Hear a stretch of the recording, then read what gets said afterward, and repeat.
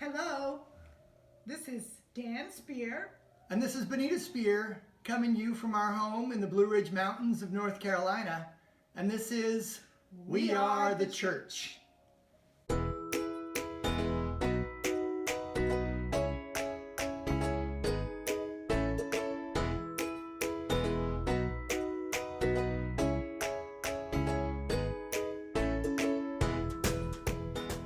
A few days ago, we celebrated our second wedding anniversary, and we thought that it would be nice to share with you how wonderful our marriage has been.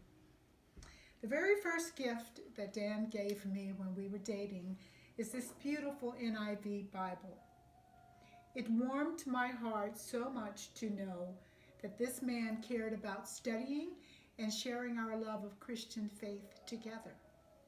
I'd like to read from that NIV, 1 John chapter 4, verses 7 through 13. Dear friends, let us love one another, for love comes from God. Everyone who loves has been born of God and knows God. Whoever does not love does not know God, because God is love. This is how God showed his love among us. He sent his one and only Son into the world that we might live through him. This is love, not that we loved God, but that he loved us. We also ought to love one another. No one has ever seen God, but if we love one another, God lives in us, and his love is made complete in us. This is how we know that we live in him, and he in us. He has given us his Spirit. And when I think back to our wedding at Fumco, my thoughts go to the congregation and the singing of the song, The Gift of Love. That was such a special moment for both of us. And then we moved to North Carolina.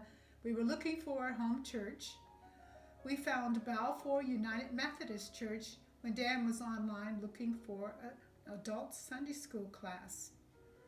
The Sunday we went to the church, we walked in the sanctuary and we were greeted by a little lady who was also the organist by the name of Miss Martha.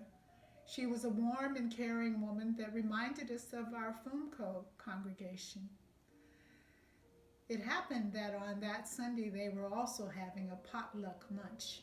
Everyone invited us to stay even though we had no food to contribute. Since that time, we've still been attending. We no longer have the lunches. But it's been a wonderful experience, and we're very glad that we're there. Such wonderful, warm people. Similar to a smaller Fumco. Very much so. From our wonderful send-off at Fumco on that Sunday, our last Sunday that we were there, to our drive all the way across the country with our van packed with stuff and our bunny, and then finding this home here, we have just been blessed every step of the way. We just cannot believe all the blessings God has bestowed on us. It's just wonderful, even though we all miss you terribly.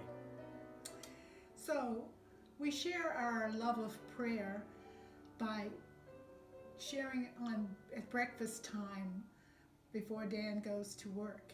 And then in the evenings after dinner, we share a prayer time before we lay our heads down to rest.